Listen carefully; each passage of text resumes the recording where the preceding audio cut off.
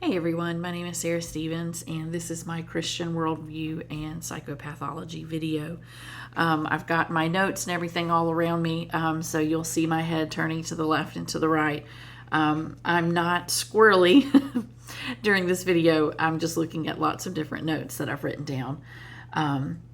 Based on my understanding of a Christian worldview, which I have, as someone who is devoted to loving Jesus and serving Jesus, I simply define psychopathology as the study of mental health disorders.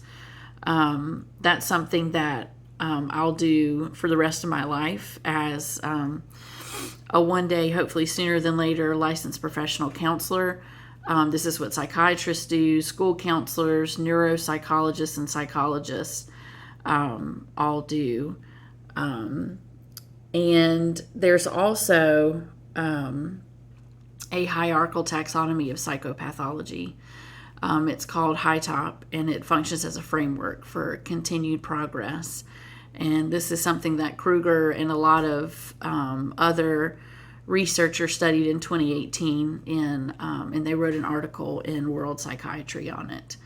But that's how I would define psychopathology. Now, I hate the word abnormal just because there's such a stereotype with the word normal. And I don't really think that there's a cookie cutter mold for anyone. But when posed the question, what does the Bible say about abnormality? To be specific, in the Old Testament, it talks about different abnormalities that had to be kept outside of the camp when God was establishing his kingdom before Jesus came, like I said, in the Old Testament. And that was where he was taking pretty much primitive people and he was raising them a little bit higher. And he was talking about like abnormal as in really, I think the most specific thing that they talked about was the skin diseases. Those were the things of the unclean that had to sit outside the camp. That's really most of in the Old Testament that it talks about. But in the New Testament, it talks about how when you talk about, it doesn't say mental disorders, but it talks about people who were possessed by demons, or mostly it talks about abnormalities of the physical kind, not really the mental kind. And you can see that in the healing of the lame and the sick, but you can also still read about it all throughout the Bible. Symptoms of mental health, anxiety, depression. David talks about it all the time in the Psalms.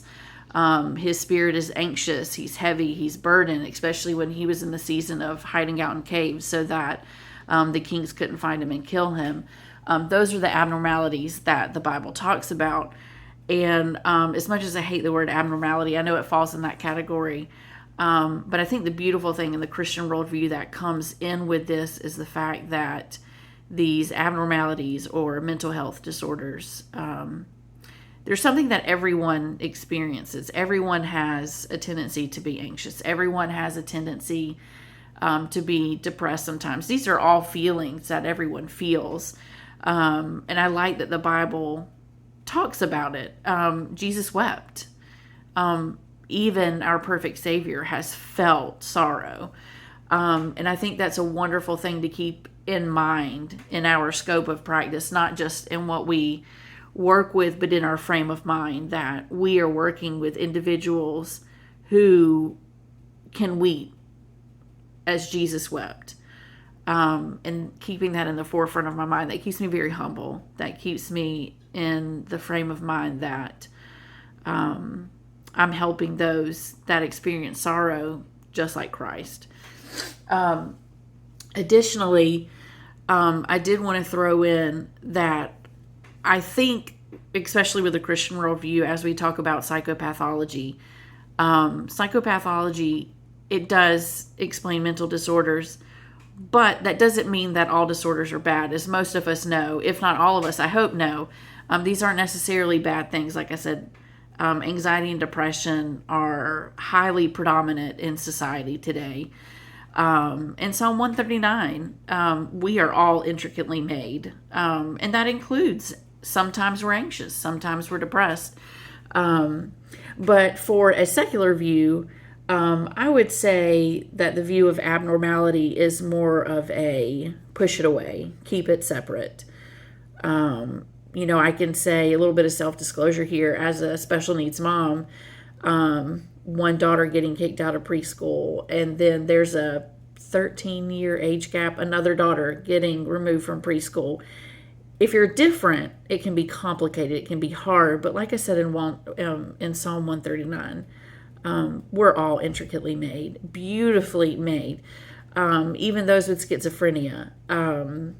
Working in undergrad, I was able to work with a client that had schizophrenia, and when his medicine was in him, he was a fun person to talk to.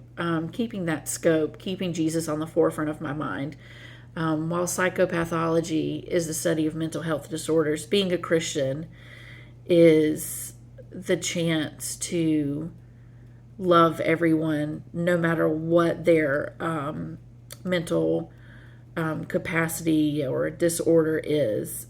We get to be Jesus to them.